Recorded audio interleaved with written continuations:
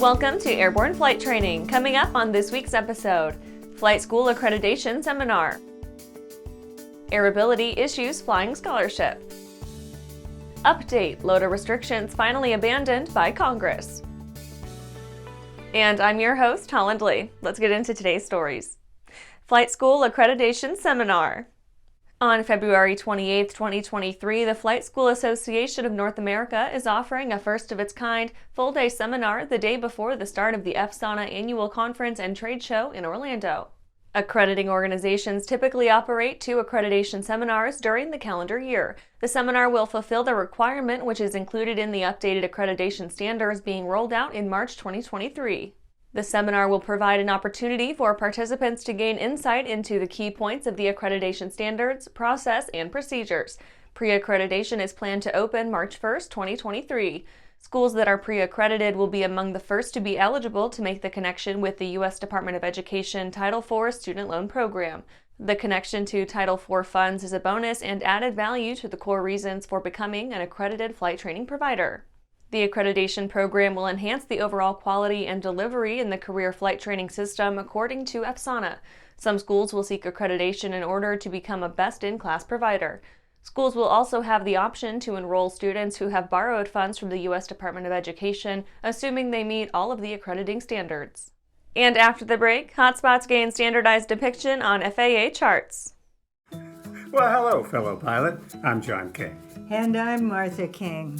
You know, we've all had our flying lives disrupted lately. Well, King Schools is here to help you stay up to date with courses that you can access on your desktop, iPad, or iPhone. If you'd like a refresher or just want to expand your aviation horizons, we have a course for you. So head over to kingschools.com/rusty today for details. There's a difference between charting a steady course and pushing for the ceiling. And for nearly a century, Hartzell Propeller has been defining that difference. It's in our passion for engineering and research and our dedication to testing the limits of performance. We are built on honor. We are Hartzell Propeller. Welcome back. Now let's take a trip around the patch for some other interesting stories. Hotspots gain standardized depiction on FAA charts. The FAA has published its new hotspot symbology, which will go into effect in the May charting cycle. Hotspots have been an item of particular attention for the administration, a cause of many incidents and injuries throughout the last 50 years as aging airports are expanded and revised amid increasing aviation traffic. Often, the hotspots arise from a complex or confusing taxiway or runway intersection, an area of transit that increases the chances of an accidental collision or incursion.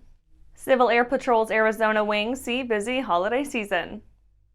Last November, a pair of aircraft were hauling the mail from Arizona to Gallup, New Mexico to deliver donations to the Navajo Nation. One aircraft, piloted by one half of the father-son delivery duo, suffered engine malfunction and landed in a wooded area. Lieutenant Colonel Leland Scott Curtis of Composite Squadron 314 diverted his flight, finding that rescue personnel had already beaten him. While all that continued in Arizona, another unrelated aircraft made a forced landing near Payson. Nearby personnel of the Payson Senior Squadron 209 heard the Mayday call over the radio and ran the incident up the chain to begin the response process. Volunteers sought for EAA's Canadian Council.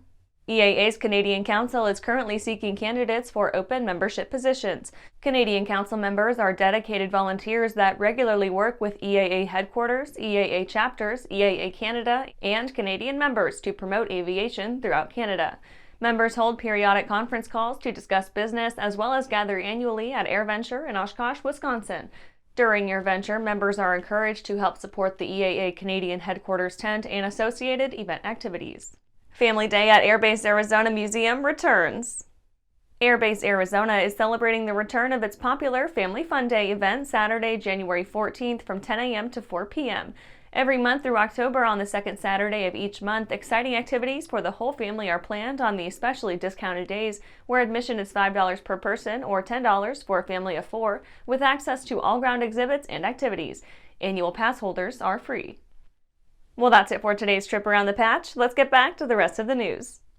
Aerobility issues flying scholarship. Andy Braybrook, a 35-year-old Grantham, UK man, has been picking up the basics of aviation thanks to the disabled flying charity Aerobility. A motorcycle accident 6 years prior caused Braybrook to suffer a spinal cord injury at the 7th cervical vertebrae, putting him in a wheelchair. Braybrook was eager to take the flight training charity up on its offer, applying for a scholarship via Aerobility. Their goal of granting anyone with any disability access to the, quote, magic and wonder of flight, end quote, came in full effect in his case thanks to their grant program.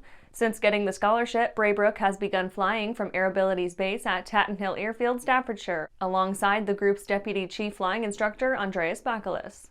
After being awarded the scholarship, Andy said that he was ecstatic, and that, quote, the emotions and feelings I get from flying are something I haven't experienced since riding a motorbike.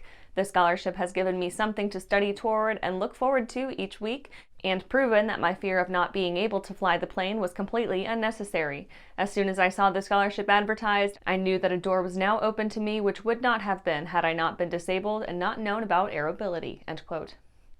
And after these messages, LODA restrictions finally abandoned by Congress. If it looks good, it usually flies good. The Bristol series of aircraft is proof of that. Furthering their legacy of safety and efficiency, Bristol is proud to feature the Rotax 915 IS Turbo in the current lineup of aircraft. The 915 IS Turbo power plant offers more power than ever before in a light sport aircraft. Learn more about Bristol at www.sportflyingusa.com. Throughout the globe, Piper Aircraft has hand-selected the very best in company representation, service, and support. From first inquiry to acquisition to product support, Piper Aircraft ownership is seamless and worry-free.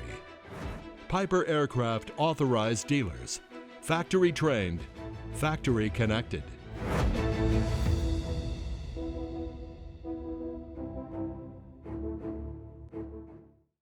Welcome back. LODA restrictions finally abandoned by Congress. We are pleased to report the elimination of a particularly onerous bit of FAA decision-making by virtue of an act of Congress. H.R. 7776, the James M. Inhofe National Defense Authorization Act for Fiscal Year 2023, which was passed by both the House and Senate and signed into law by the President just before year's end. The FAA policy, established in July 2021, required certain aircraft owners and flight instructors to obtain a letter of deviation authority prior to providing flight training in experimental aircraft, including the owners of home-built aircraft seeking training in their own machines. The corrective bill eliminates the FAA policy change last year that required a letter of deviation authority to give or receive flight training in an experimental aircraft. Prime movers for the measure were Representatives Sam Graves, Rick Larson, Kai Cahaley, and Senators Jim Inhofe and Roger Wicker. Society of Aviation and Flight Educators Executive Director David St. George said, quote, "It was never anything but a bureaucratic paper chase. It actually decreased safety, which is the opposite of what the FAA is supposed to do," end quote. SAFE had been among the many GA organizations vociferously demanding this correction in policy. And that's our show for today. You can catch episodes of Airborne on YouTube, Roku, or Fire TV. Just search for Aero-News or Airborne, and don't forget to follow us on social media. Thanks for watching.